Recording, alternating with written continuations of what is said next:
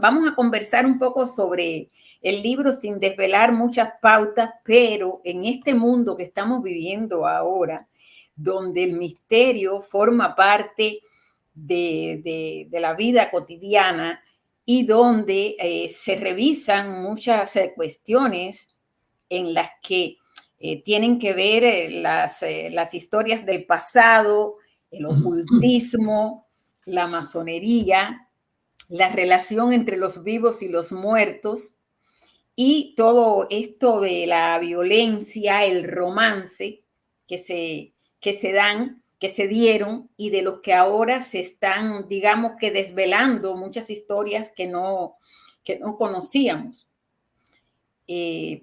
Bueno, es sabido que estos tiempos que vivimos, ya millones de seres humanos se están cuestionando hasta dónde nos engañaron, hasta dónde no nos han contado toda la verdad, hasta dónde nos han mantenido las historias ocultas o tergiversadas. Y aparece Armando, aparece este libro en el que todo eso, como bien dice Ángel en la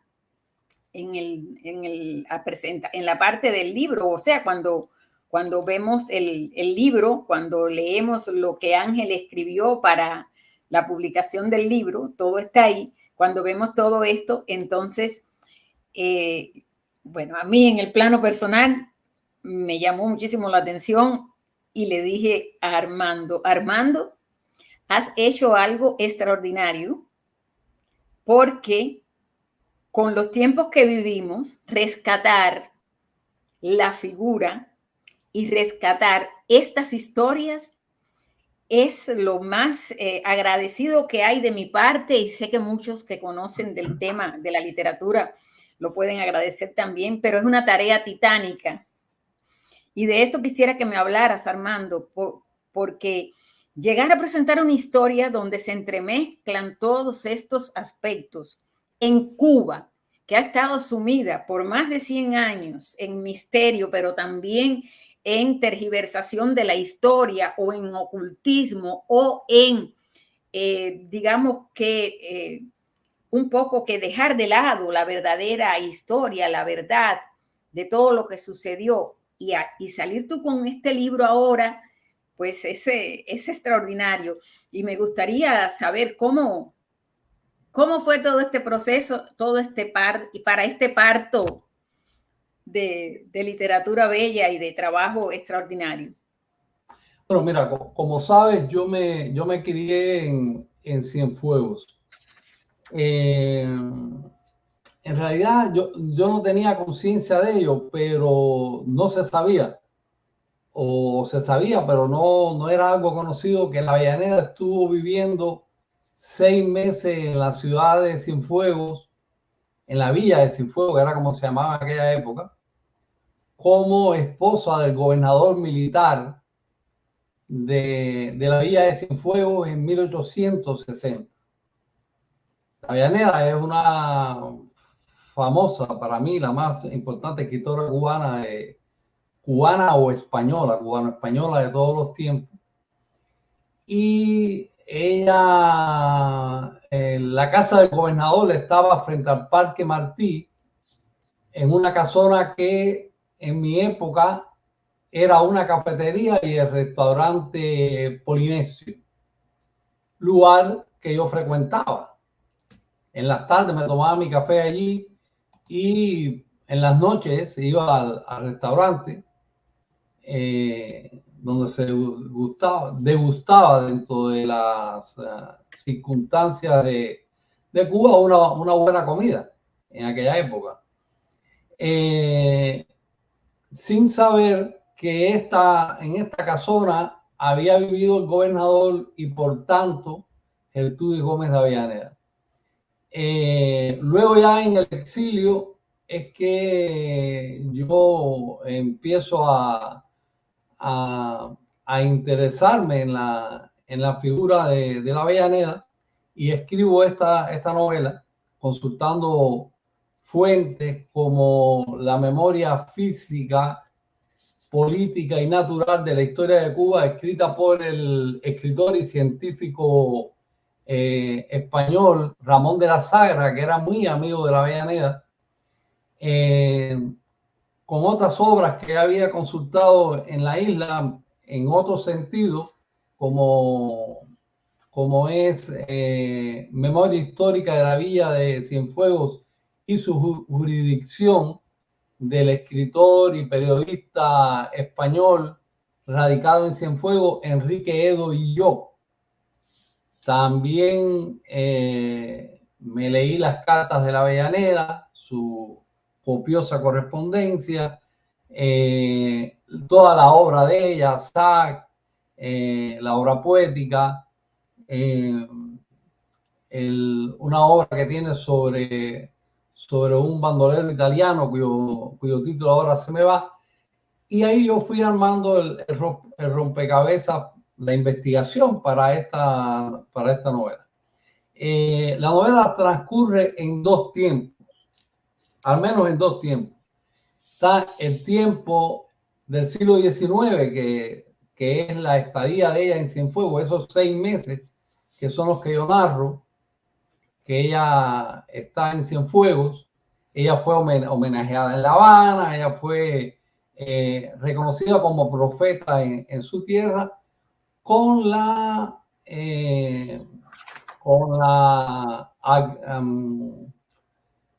oposición de los elementos independentistas que ya en ese momento ya laboraban para lo que después ocurrió en 1868.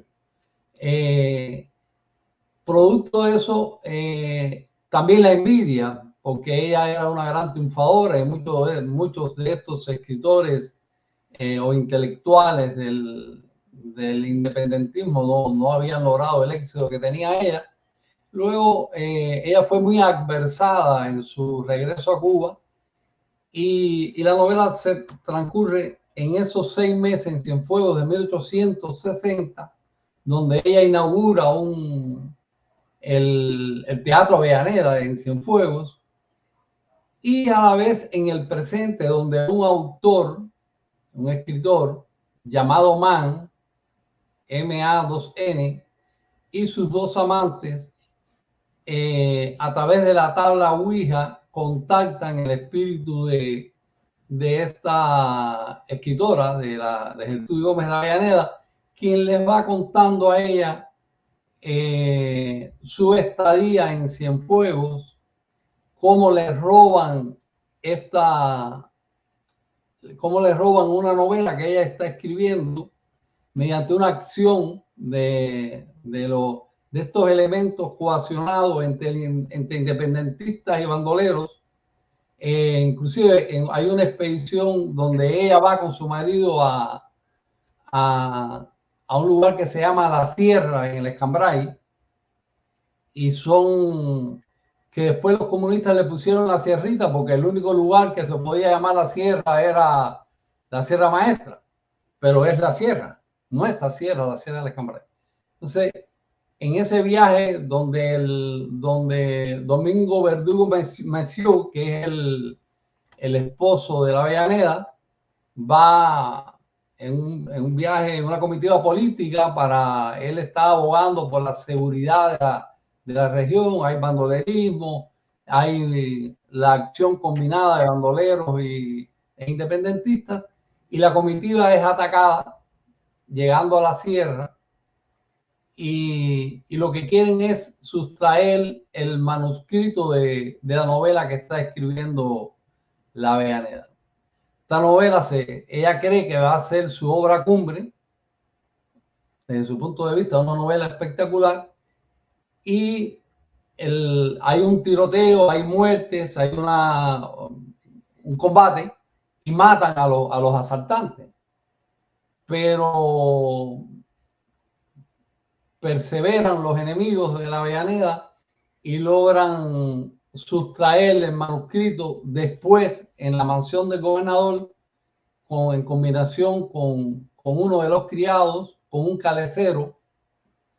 Logran sustraer el manuscrito de la novela, y ella se queda con esa frustración. Nadie que no haya sido escritor y que no haya perdido una obra, nadie puede escribir la desazón y la furia y la frustración de haber trabajado durante tiempo en una obra y que de buena primera la obra sea perdida, ¿no? Entonces, parece que el espíritu se queda con esa frustración y contacta a este escritor, que es un exiliado cubano que vive en Miami, y esto no está claro en la novela, pero se puede percibir que es un individuo que está en pasos de conspiración y está metido en cosas que tienen que ver con la libertad de Cuba. Y ella es un hombre de una vida bastante compleja, vive con 2 mujeres y el espíritu de la Avellaneda se le va manifestando, entonces, en distintos grados, ¿no? La novela entonces transcurre en este tiempo en que estos 3 personajes del presente en Miami contactan o son contactados por la Avellaneda, y la aventura que vive la Avellaneda en Cuba en el siglo XIX. Es decir, es una novela en 2 tiempos, el tiempo histórico y el tiempo narrativo, pero a la vez, digamos que hay un tercer tiempo, que es el tiempo astral, que es el tiempo en el que en el presente la Avellaneda no vive ni en el siglo XIX, ni vive en Miami, ni vive en Cienfuegos, sino que está en ese estadio entre vidas que llaman los iniciáticos, y que es digamos, el tiempo astral, está en la astralidad, y desde ahí es que ella se comunica con estos 3 personajes del presente y dicta esa novela que ahora el lector va a tener en sus manos, que una vez la Avellaneda perdió, y que gracias a esta metodología de la tabla Ouija, porque es a través de la cual ella se va manifestando, ella dicta a este autor llamado Mann, y a sus 2 mujeres dicta esta novela. Y Esta yo creo novela. que, entonces esto es lo que ahora el autor va a tener en sus manos. En sus Una manos. novela en 3 tiempos: tiempo histórico, tiempo presente y el tiempo astral. Sí, en un tiempo astral, pero que yo digo que fue el que desordenó la vida de Armando de Armas, porque cuando llegas a la novela, empiezas a leer, pero también tienes la oportunidad, como tuve yo, de hacerle algunas preguntas a Armando sobre la tula. Caramba, él me dio una respuesta en la que yo dije, esta fue la mujer que desordenó la vida de Armando de Armas. Y él, bueno, pues se reía porque, a ver, es un trabajo que requiere más allá del conocimiento de cómo trascendemos, de cómo a través de la espiritualidad y de ese mundo astral podemos ir y venir en el tiempo y en el pensamiento de los demás. Es también un trabajo que requiere de una investigación extraordinaria que no te la da esa posibilidad de captar la espiritualidad de otro.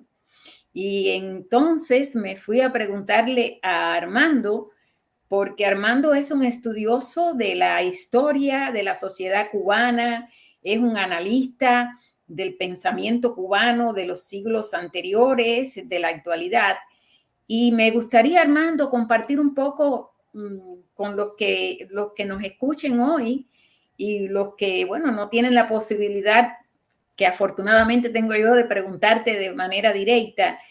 ¿Qué tiempo duró todo este proceso para ya publicar la novela? Y además, ¿cuánto tuviste que bregar por informaciones y por datos?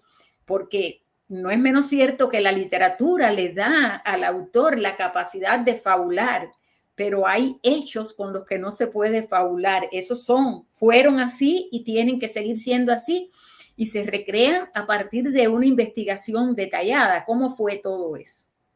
Bueno, imagínate que yo estuve trabajando en esa novela desde el 2011 a 2013. Más todo este tiempo que ha seguido, que he revisado y he... Porque, por ejemplo, a ver, para ponerte una escena, la escena del combate en la sierra entre las tropas entre la comitiva de Verdugo y los bandoleros, por ejemplo, el tipo de armas que se utilizaban. Fue un combate a revólver, pero ahí tú tienes que ver qué tipo de revólver, qué revólver usaban las fuerzas del orden españolas en ese momento. Bueno, descubro que el tipo de revólver que usaban era uno que se llamaba Hermano Orbeas. Era la marca de revólver que utilizaban. Y obviamente ese es el revólver que Verdugo utiliza en el combate. Y era un revólver, digamos, popular en la época y que usaban las fuerzas del orden, sobre todo los oficiales. Y así te pongo el ejemplo del revólver, pero también el de la ropa. El collar que usa la Avellaneda en 3 vueltas alrededor del cuello. Las relaciones de la Avellaneda con la reina de España. Las relaciones con los maridos y los amantes que tuvo. La relación que tuvo con Verdugo, con este señor de apellido Verdugo, que es el amor final de su vida y que es un amor sosegado, pero probablemente era el amor de su vida, aunque no se habla de eso, porque era un amor más tranquilo. Este hombre fue apuñalado con un estilete en Madrid, todos son datos históricos, porque ella está presentando una obra de teatro donde está invitada la reina y está invitada la clase más alta de la sociedad española de la época en Madrid, y en medio de la obra un anarquista de apellido Rivera suelta un gato, sabotea la obra y Verdugo, que además es tremendo escritor, es poeta, es un investigador, es un hombre de una gran cultura, escribe un artículo retando a duelo al anarquista, y el anarquista lo vigila, y un día él va caminando por la calle, camino al periódico donde él colabora, y por la espalda le clava 3 veces un bastón estilete en la espalda, y producto de eso, la reina lo manda con Serrano, que es el nuevo gobernador liberal de la isla de Cuba, a tomar posesión, Serrano como capitán general de la isla y Verdugo como capitán gobernador de Cienfuegos. Van en el mismo barco, la Avellaneda,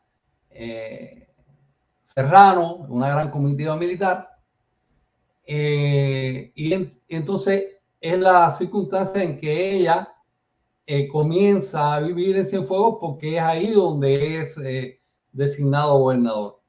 Después, en Cienfuegos, la salud de él empeora no solo por la herida, sino por la lucha política que hay establecida, por la inseguridad. Y Verdugo hace un gran trabajo de construcción de obras públicas, construyendo un pozo artesiano que da agua potable a la villa. Dio un gran azote a los bandoleros rurales y urbanos, y a partir de ese momento, de esos 6 meses, es trasladado como gobernador de Cárdenas. allí en Cienfuegos recibe la Avellaneda un intento de asesinato, además del robo de la novela. Ahí también ella conoce, tiene un amorío, no un amor, tiene un amorío con una mujer de su mismo sexo. Esto no es historia. Déjame aclarar que esta relación de la Avellaneda, este amor oculto, es pura creación literaria. No hay evidencias de eso. Esas son las libertades que se toma el autor de estos 6 meses que se conocen muy poco y por eso son factibles de ser llevados a la literatura, porque casi nadie conoce de ellos, ¿ves? En la novela también hay mucho de, vamos a decirte, de inspiración. De hecho, se utilizó de verdad la tabla Ouija para construir muchísimos capítulos de la novela. Ya cuando el lector verá el estilo, es un estilo que no es...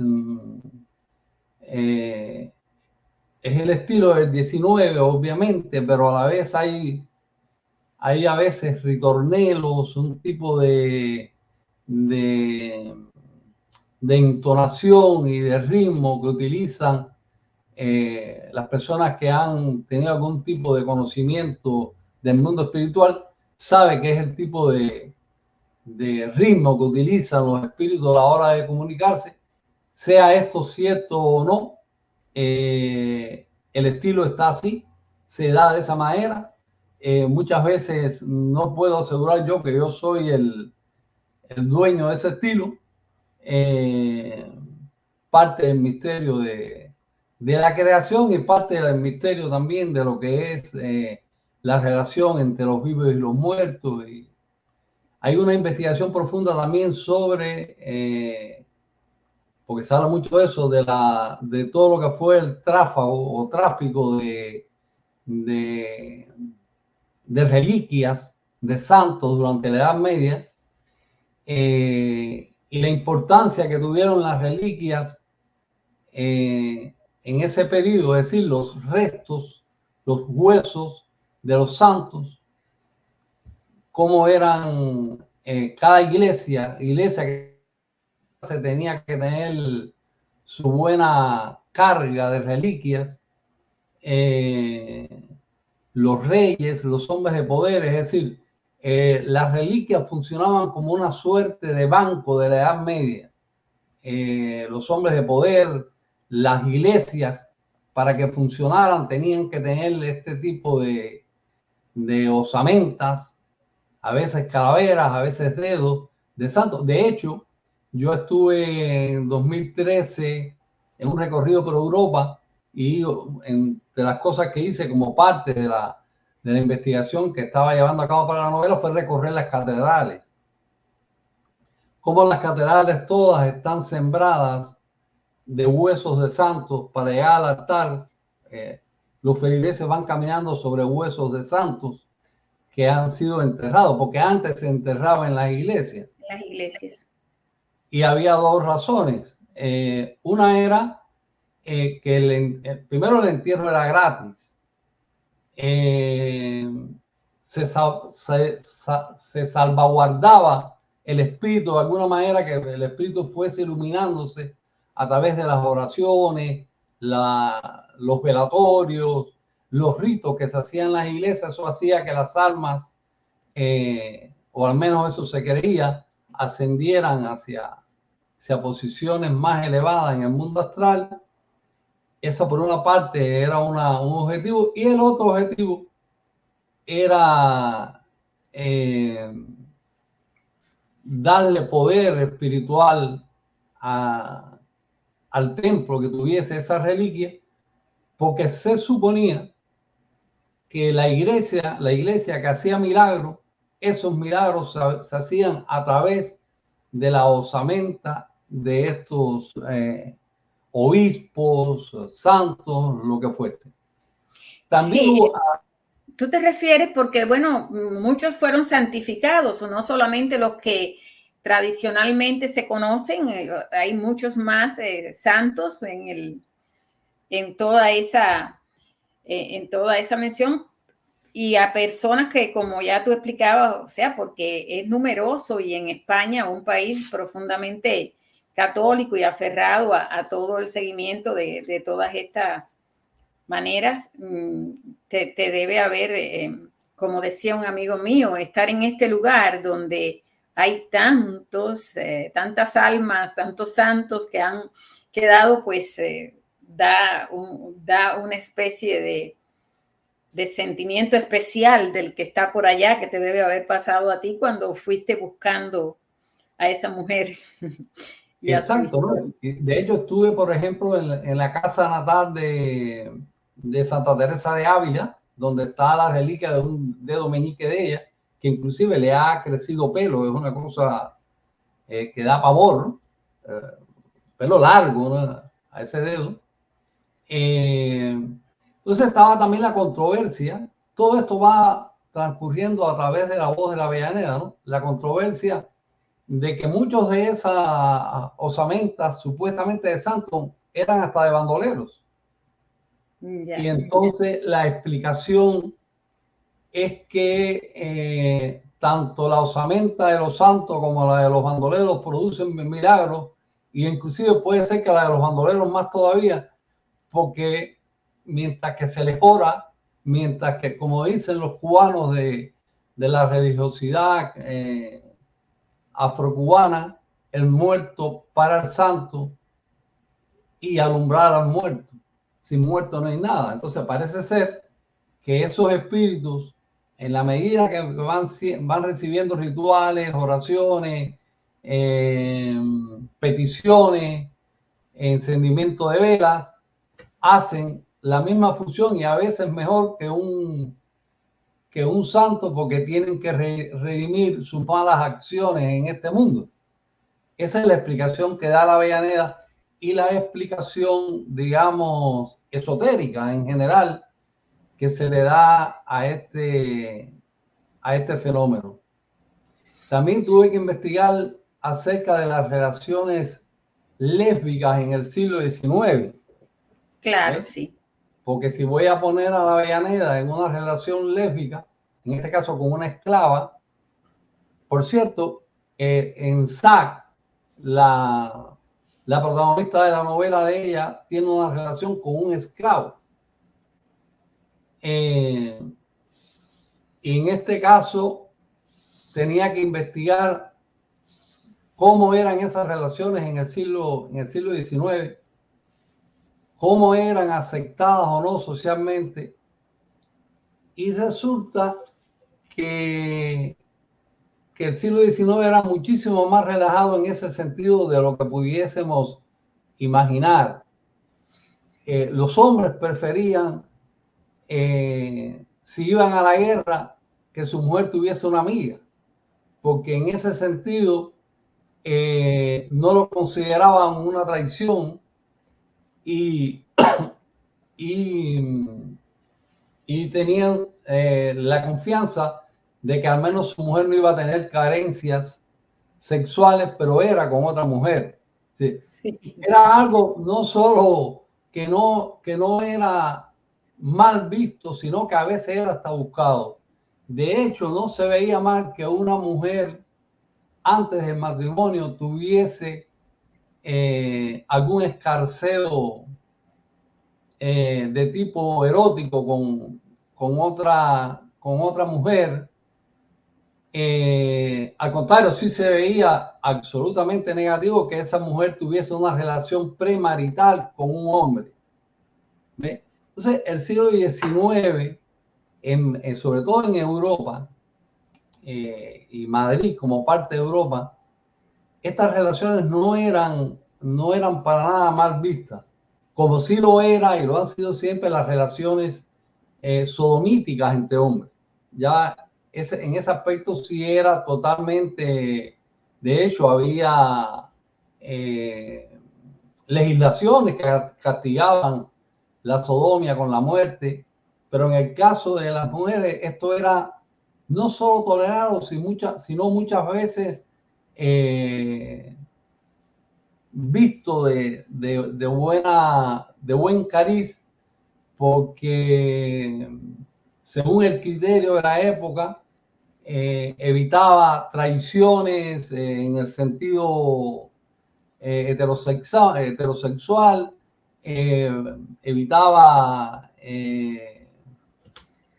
que las mujeres no llegasen vírgenes al matrimonio. Es decir, una serie de conceptos que a nosotros nos parecerían hoy extraños, pero que se manejaban.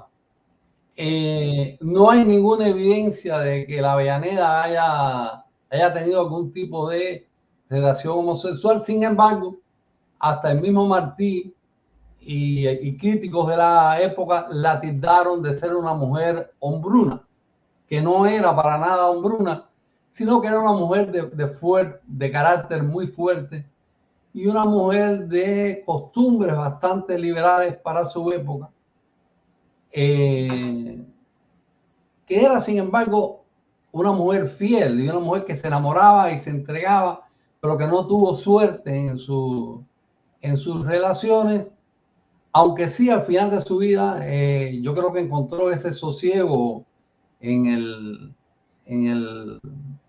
Domingo Verdugo, que es su esposo, el último esposo que ella tiene, porque ya después, cuando él muere en Cuba, ella regresa a Europa, regresa por Nueva York.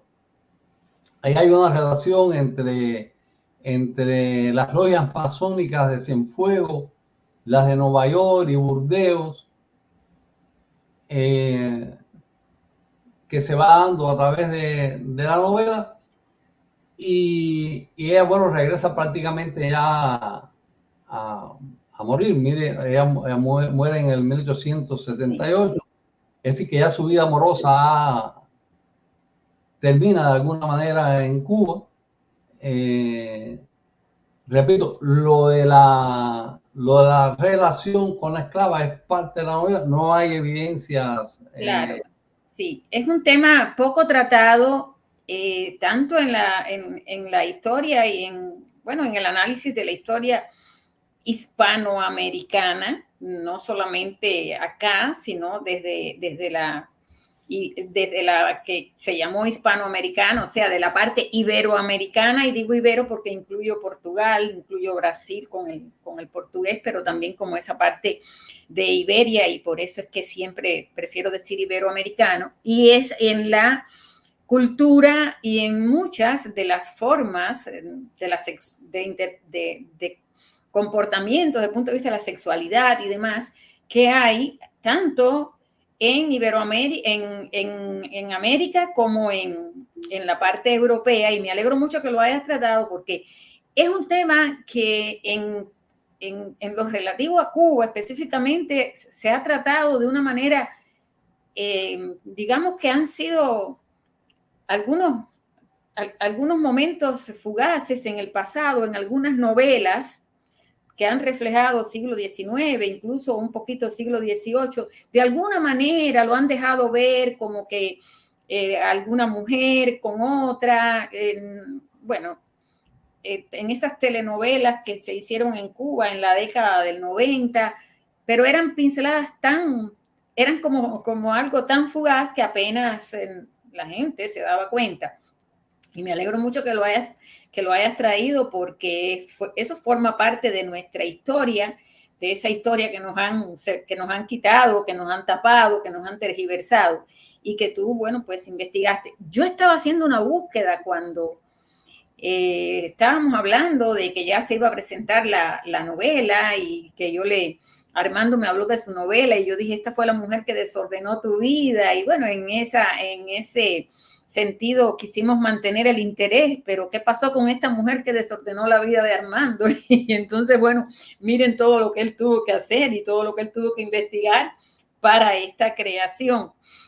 Pero bueno, estuve haciendo un recorrido por el paso de Tula por Cuba, y Armando y yo estudiamos lengua y literatura, venimos del estudio de la literatura y demás, y un poco que tuvimos en nuestros planes de estudio la figura de Gertrudis Gómez de Avellaneda por su importancia en las letras cubanas. Pero en realidad lo que nos daban era como un barniz, muy poco. Y yo dije, déjame ver qué es lo que hay en la búsqueda que hice, y en muchos temas sobre la Avellaneda y el tiempo que estuvo en Cuba y demás, apenas te dicen, estuvo en Cienfuegos, estuvo en Cárdenas, estuvo en la parte norte de la antigua provincia de Las Villas, por allá por la zona de Sagua, pero todo es muy rápido, muy corto, y apenas te alcanza el tiempo para entender la huella que dejó esta mujer en la historia de Cuba y el vínculo que tuvo con la realidad del tiempo que le tocó vivir y las costumbres de la época, pero también con la literatura y la importancia de ella en España, porque ya hablabas, Armando, de que tuviste que ir a España, y es que en realidad también hay que buscar mucha información de todo su paso por España y lo reconocida que fue, que son temas de esta brillante mujer que apenas en Cuba se tratan, y hoy por hoy, la inmensa mayoría de los cubanos no tiene una idea de la trascendencia de esta mujer y también del valor de su obra literaria.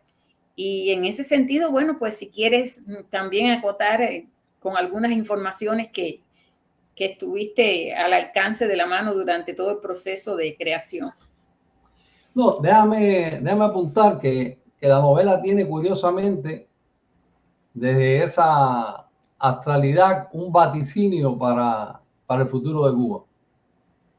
Porque ya lo verán en la novela, no quiero adelantar eso porque inclusive creo que si lo digo puede traer consecuencias físicas en el mundo actual, dado los acontecimientos en Cuba. Así, mejor lean la novela y no hablo de eso, pero quiero adelantar que hay un vaticinio del espíritu o lo que sea que se manifiesta en la novela de lo que es el futuro de Cuba. Esta es una mujer muy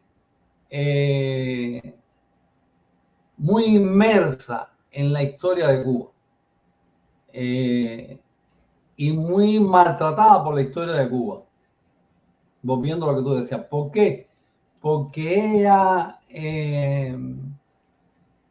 primero no era una independentista, ella se consideraba una española de la provincia de Cuba.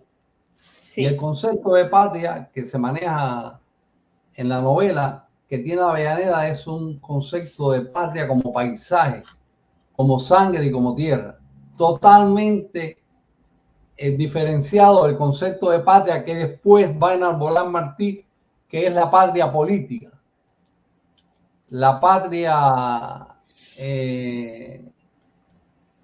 del Estado-nación moderno, contrario al concepto imperial que tenía la Avellaneda. Esa es una de las razones por las que tirios y troyanos un poco que pasan de largo ante esta majestuosa mujer con una monumental obra, porque sobre ella ha colgado la maldición que cuelga de cualquier escritor que vaya en contra del espíritu de la época. Quizás por eso la identificación entre este escritor y esa escritora. Cuando tú vas contra el espíritu de la época, se te trata de no ya de esconder, sino de eliminar inclusive. Y eso es lo que vivió ella. De hecho, hay también un doble escamoteo de la figura de la Avellaneda, porque se intenta de ocultar por sus posiciones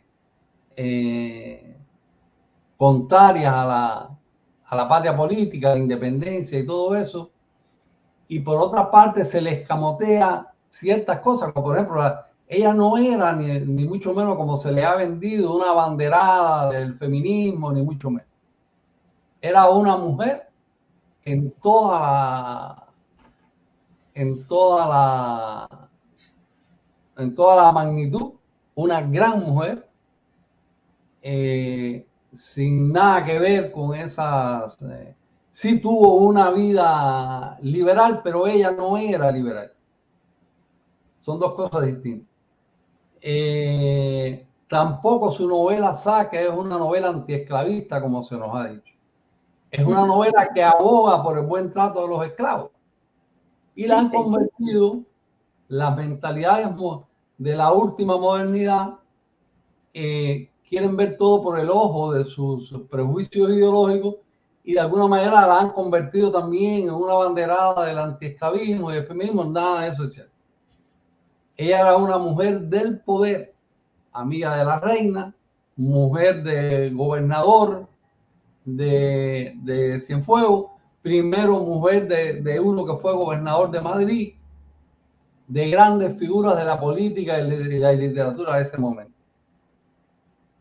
No es porque tampoco tenía estas relaciones porque fuese una mujer arribista, ni mucho más estaba en ese estatus.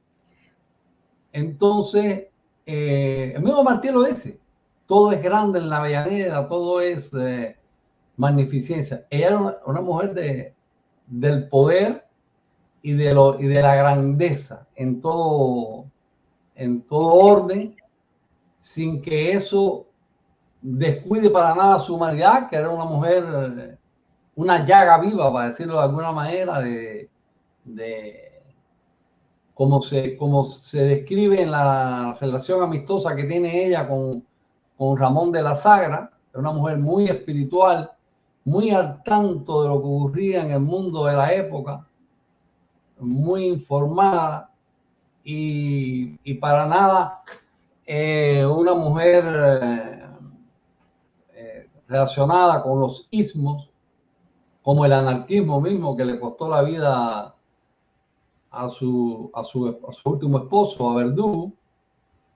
Es decir, que ha sido una mujer muy mal entendida por la posteridad y pudiera ser que esa es la razón por la que ella, no soy yo el único escritor que ha tenido esta revelación avellantina, para decirlo de alguna manera, porque Cruz Maré ya escribió sobre ella. Matías Montes Huidobro ha escrito sobre la Avellaneda, una obra de teatro. Otros autores, es decir que, digamos, para decirlo en términos que se puede entender, y tómese como se tome esto, no hay otra manera de decirlo, es un espíritu presente todavía en el quehacer de la isla. Por eso quizás su vaticinio sobre lo que va a ocurrir en Cuba, por eso quizás su acercamiento a escritores posteriores para decir su verdad, para decir dar a conocer su auténtico ser. ¿Ve? Es algo inmerso en el misterio. Aquí no hay nada simple. Con esta novela yo me meto en Honduras que tienen que ver mucho con el mundo espiritual. De hecho, con muchas no de mis creencias, sino de mis experiencias, en el sentido que yo creo que todo lo que se manifiesta en este mundo no es más que un pálido reflejo de lo que existe en mundos superiores y en dimensiones que están por encima de esta que vivimos. Es decir, por eso mi libro Realismo Metafísico, es decir, es una visión del mundo realística, pero sabiendo que esta realidad es consecuencia de otra realidad. Yo creo que en esta novela, aunque aún yo no había escrito el libro Realismo Metafísico, hay mucho vislumbre de lo que después fue este libro de ensayo. De hecho, en el libro yo menciono a la Avellaneda como una de las pocas autoras cubanas que están dentro de lo que llamaríamos el concepto de realismo metafísico, ¿eh?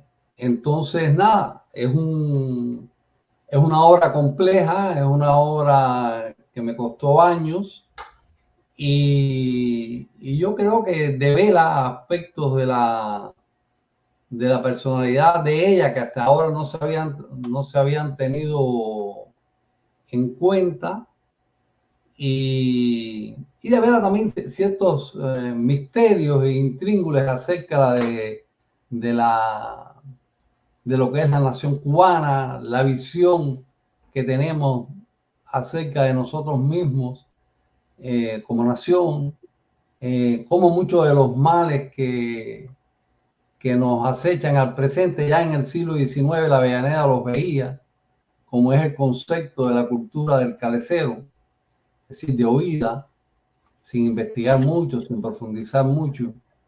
Hay una escena de la novela que a mí mismo me resultó curiosa porque ella está, y esto estaba basado en hechos totalmente históricos. Ella está en un paseo por La Habana, en el quitrín de lujo en que está paseando, baja el fuelle, que es como la ventanilla, y está describiendo la sociedad que ve, los tráficos, la manera de comportarse de la gente, al calecero, cómo se comporta,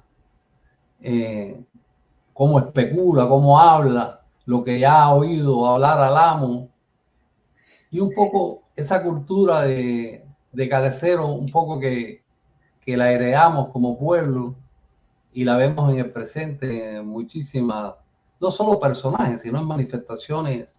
El cubano quiere saberlo todo sin investigar nada, y entonces, de alguna manera, la novela es también un regreso al pasado para iluminar un poco el presente, ¿no?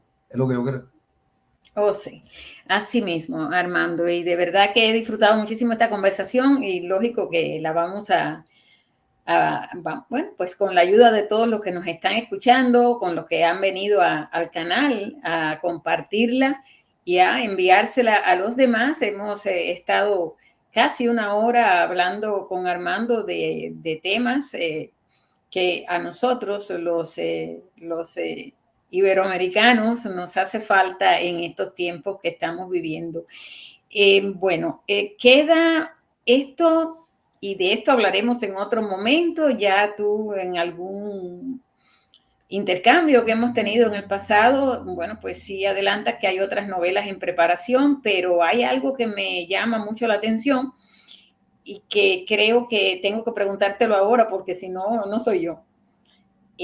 ¿Estás investigando, estás preparando algo sobre temas que tienen que ver con la religión, con las distintas maneras en distintas partes de la cuestión, digamos que así propiamente dicho, religiosa, pero que ahonda un poco más en la espiritualidad y en esa forma de trascender en la que, bueno, pues de cierta manera ya has hablado en el realismo metafísico, pero también ahora que hablamos del libro de Avellaneda al atardecer.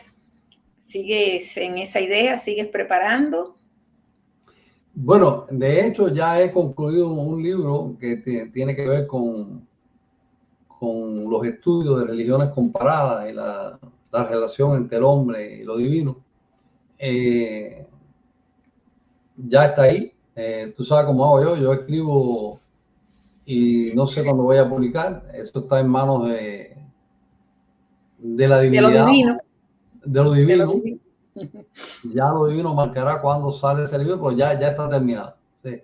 Obviamente no es un libro concluso, es decir, tengo que revisarlo, seguir. Acabo de terminarlo y eso lo dejo reposar, después vuelvo sobre él y reviso, pulo. Ese es mi método de trabajo.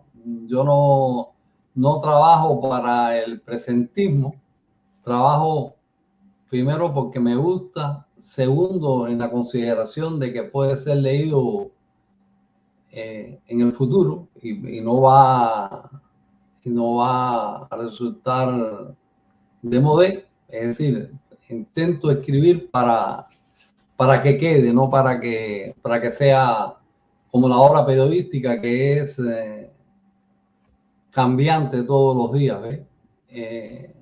Este es otro tipo de trabajo. Se ha confundido mucho periodismo con literatura. De hecho, muchos de nuestros escritores no son más que periodistas. Y la literatura es otra cosa. La literatura Sí, no habla, así mismo. no habla de tiempo. La literatura puede establecer un diálogo, por ejemplo, entre este humilde servidor y la Avellaneda, o entre este humilde servidor y Cervantes, o entre este humilde servidor y Homero. Es decir, que no hay tiempo. El tiempo cronológico es cosa, y el tiempo, el presentismo y el positivismo es cosa del periodismo. Vaya, papá, rima. Has abierto una caja de Pandora y yo creo que en algún momento vamos a hablar sobre este tema del periodismo, de los investigadores, de los escritores y de los influencers con relación a la forma de presentar las informaciones y a la forma de abordar distintos sucesos y distintos hechos, Armando, y te prometo que vamos a conversar sobre eso. Yo no quiero demorarlo mucho, pero sí es un tema que has puesto sobre la mesa ahora mismo, casi que sin pretender, quedó aquí puesto y creo que vamos a hablar en futuras conversaciones. Por hoy te agradezco muchísimo, Armando, y bueno, esta conversación que estamos teniendo tú y yo hoy no la vamos a publicar hasta que no se presente la obra. La vamos a publicar el mismo día en que se presenta la obra allá en Calle 8. Pero, bueno, pues te agradezco todo este tiempo y ya saben, amigos, ahí ya lo estuve poniendo en pantalla ahorita mientras Armando hablaba. En Amazon está y yo sé que muchos no van a poder estar acá en Miami, donde estamos nosotros, no van a poder ir al evento, pero siempre queda la posibilidad online y bueno, pues también pueden ir al canal de Manuel Milanés. Manuel Milanés lo va a tener invitado a su canal y con la suerte de que en Cuba muchos de los que están allá en la isla, bueno, pues puedan también tener acceso a estos trabajos que se hacen a partir de las redes sociales, a partir de las posibilidades escasas y un poco vigiladas que ofrece YouTube, pero bueno, por ahora no han cancelado las conversaciones con los escritores. Así que, Armando, te doy muchas gracias y como Gracias a siempre, ti. esta es tu casa. Gracias, gracias. Hasta luego. Me voy a